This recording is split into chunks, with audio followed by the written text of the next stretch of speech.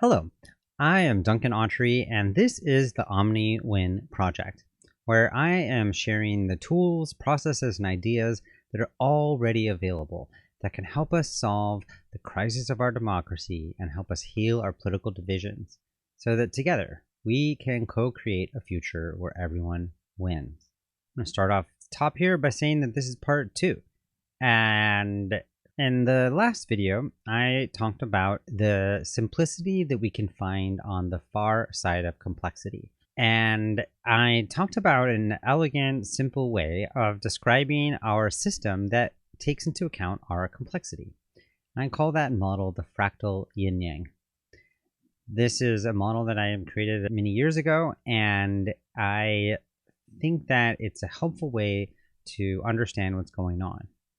Just to give a little bit of a summary here, the big issue is that in our political system and in our current democracy, a huge problem is that we're oversimplifying things, turning things into good guys versus bad guys, us versus them, this or that, for and against. And the truth is the issues we're facing are complex. And so I'm trying to explain what is the simple understanding that takes into account the complexity. In the last video, I talked about how that's a shift from us versus them to thinking about us and them. It's not about right and wrong. Instead, it's about better and worse. I also talked about how there's not really any easy answers, but there are unifying questions that can pull us together.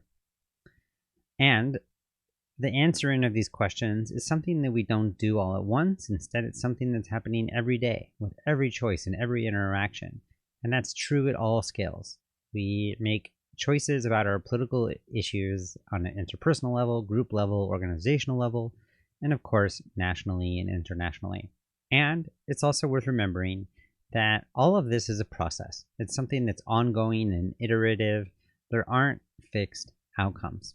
So, the fractal yin yang. What's the idea here?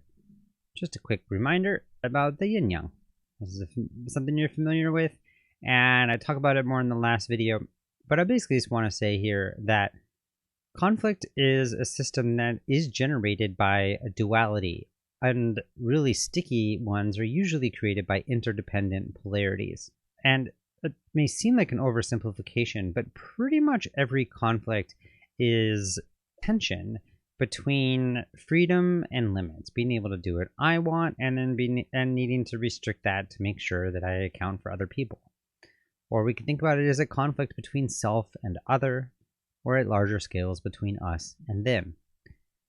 The issue here is that there aren't just two sides in this famous yin-yang symbol. There's the curving line in the middle. That's a great way to remind you this is not a straight, clean line.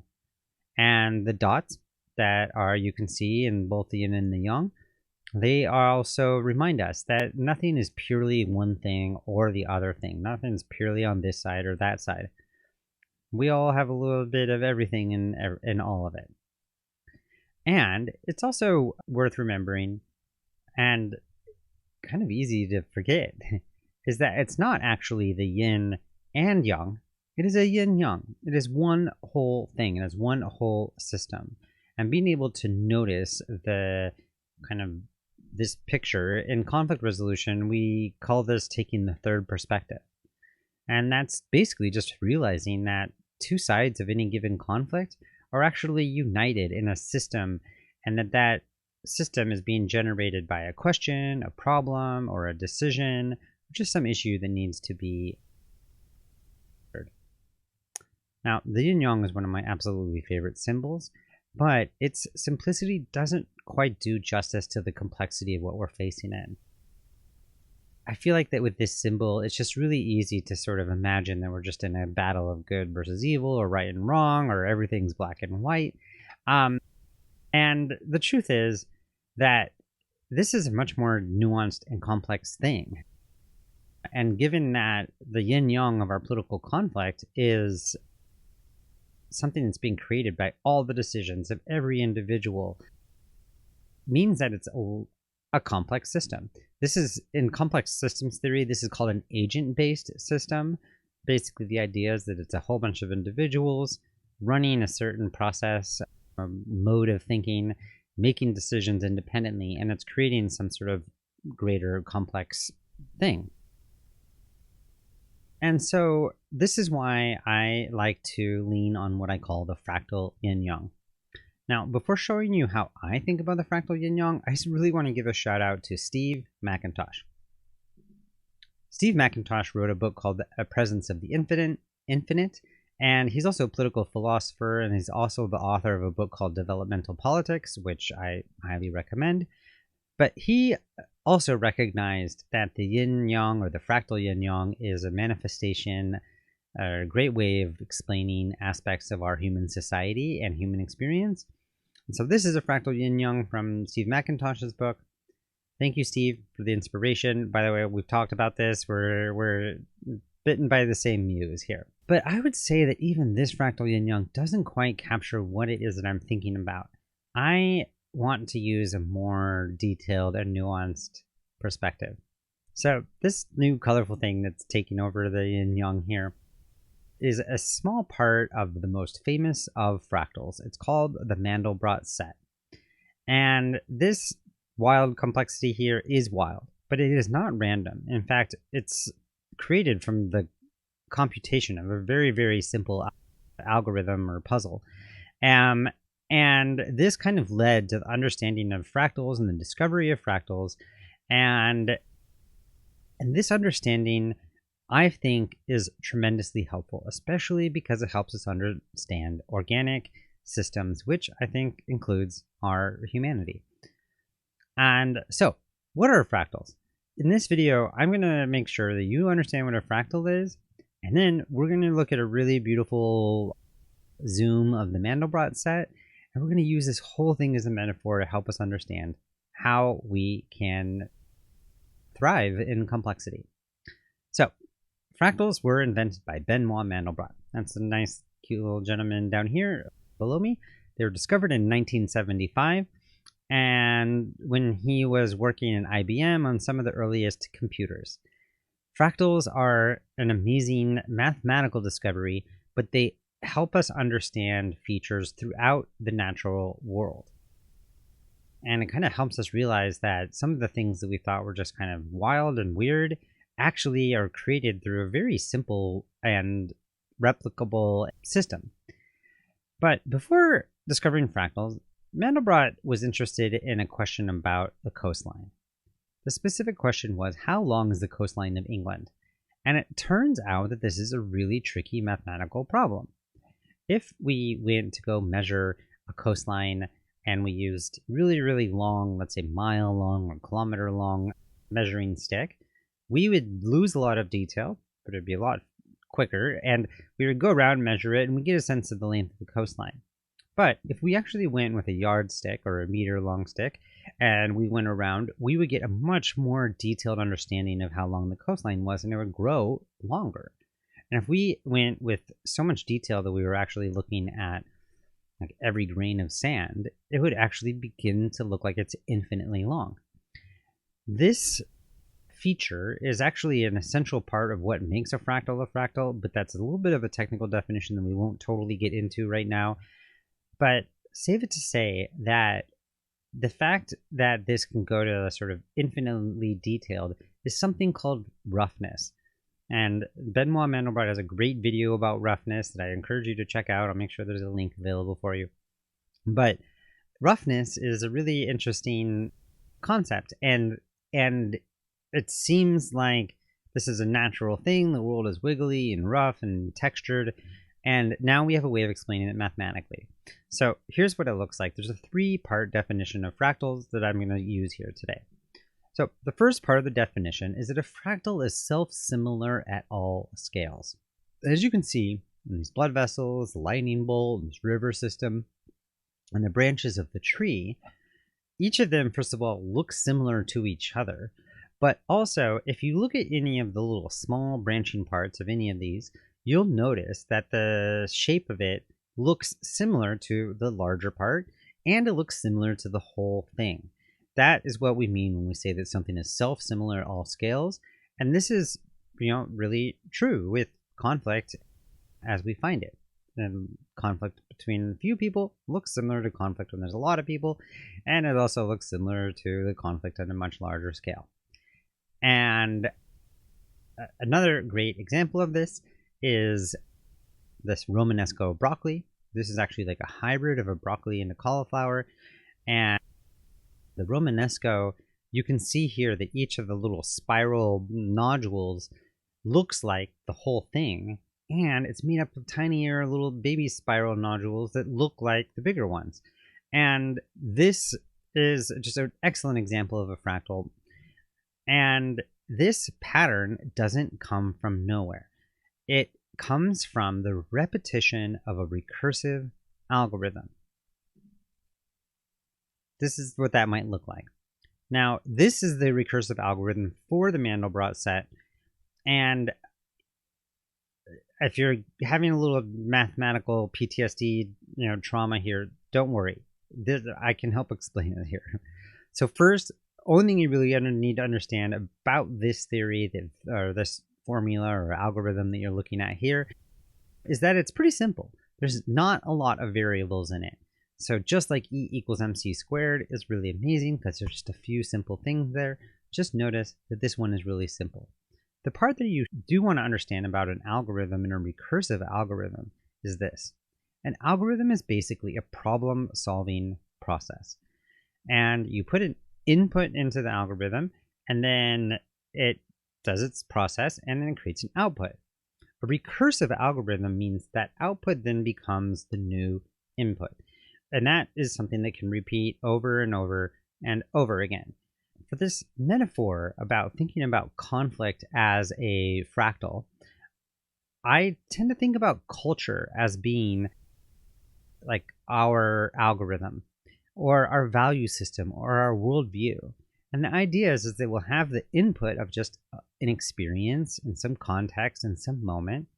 Then we will use our cultural value system to realize what is the way I'm supposed to be responding to this. It will respond, that creates an output, but that output is now just the new moment that we're in. And so that becomes our new input, and then we'll respond to that, and the world will react to us and so forth.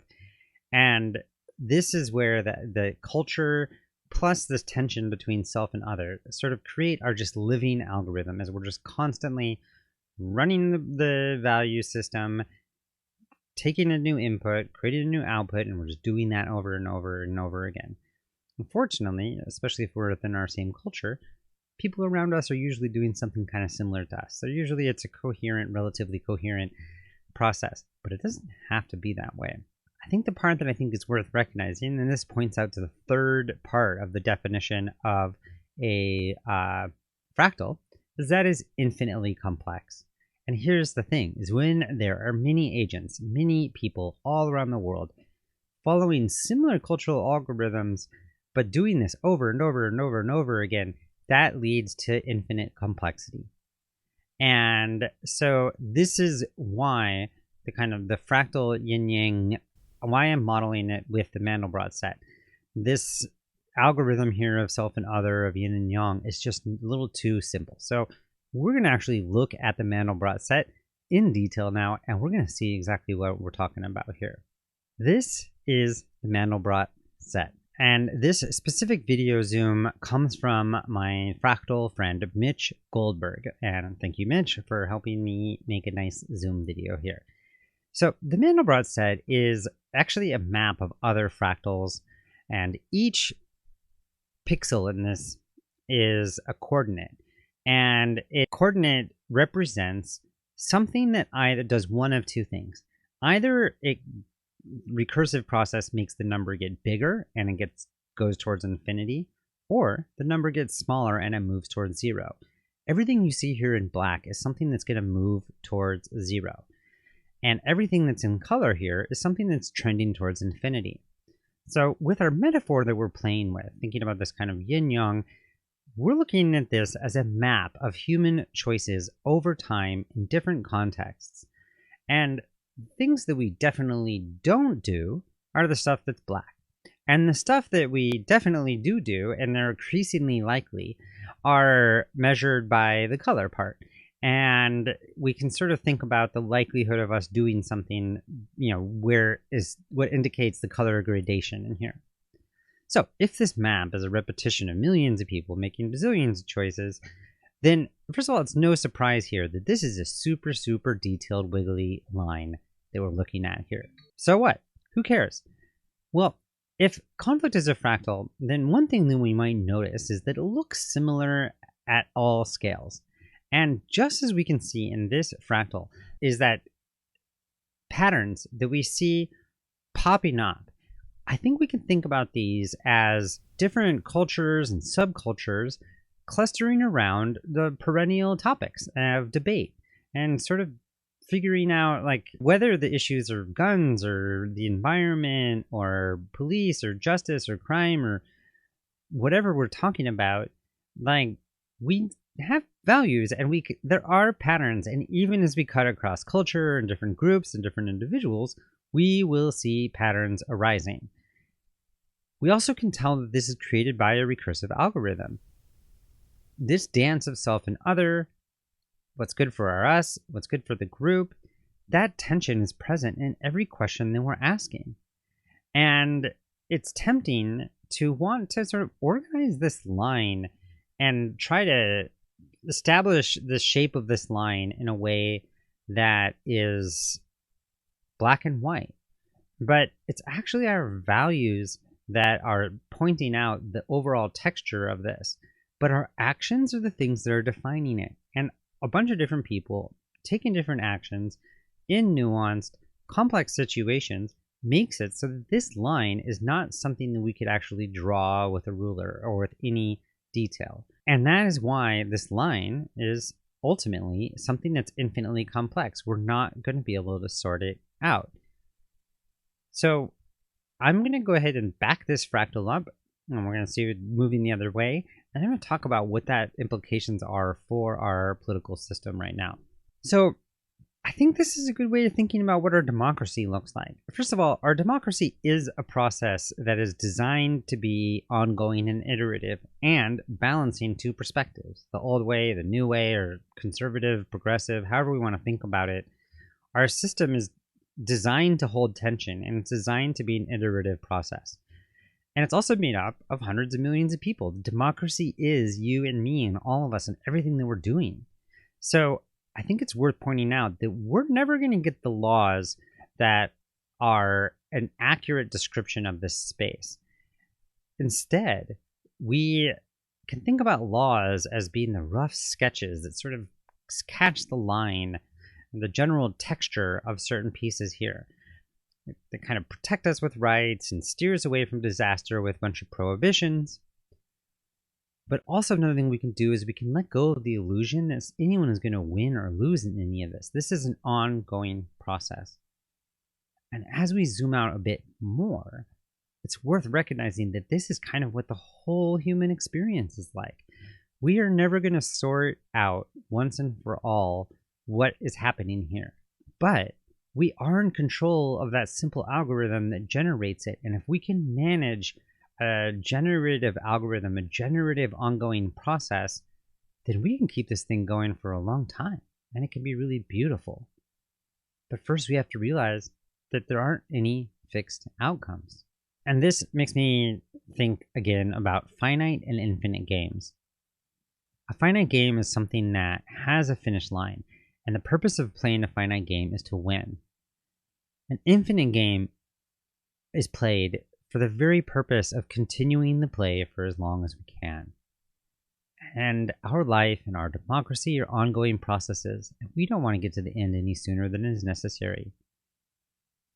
How we play the game of life or of our democracy is way more valuable than any specific thing that happens. Given that it's too complex to sort out, that's really nice. So the question now becomes, how can we make this whole experience less painful? Or how can we make this into a game that everyone wants to keep playing? So there are some strategies that come in the face of this new simplicity that are different than what we had before when we were just having this simplicity that was oversimplification.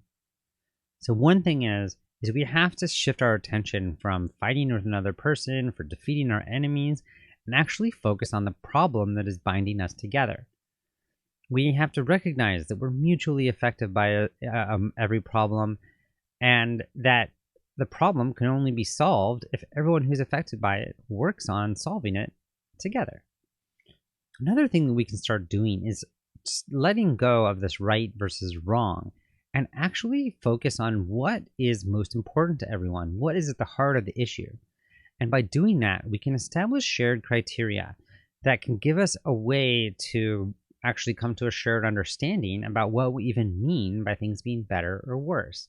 And if that sounds crazy, I'll just say that one, it is possible, and two, it's necessary, because those kind of guidelines are the kind of things that can help us make this complexity together and as individuals when we're trying to decide how we want to behave in any given situation. Another lesson that comes from all of this is that we need to embrace our inherent interconnectedness. It really is all about us and them. We can't separate them. And our web of relationships extends to include our enemies. And we have to realize that if we are all involved in the problem, then we also need to share responsible for repairing it. So we can do that, one, by taking responsibility as individuals to clear the obstacles in our lives to engaging. And then when we engage with other people, when we connect with people, it's really important for us to think about how can we deepen and improve our relationships? How can we know each other better? Get to know really what makes each other tick. One of the best ways to do that, especially since this is all about self and other, is to improve our communication skills. And that basically means learning how to speak more effectively and learning how to listen more effectively. And then as we interact with people and we try to deliberate and think together and make decisions and we take actions, we need to make sure that we're including everyone in the process. And of course, we have to do this at all scales, individually, in groups, politically, interculturally. And I'll just say, if that seems like too much, if you're not ready to engage across differences, start where you are. This is important at every scale.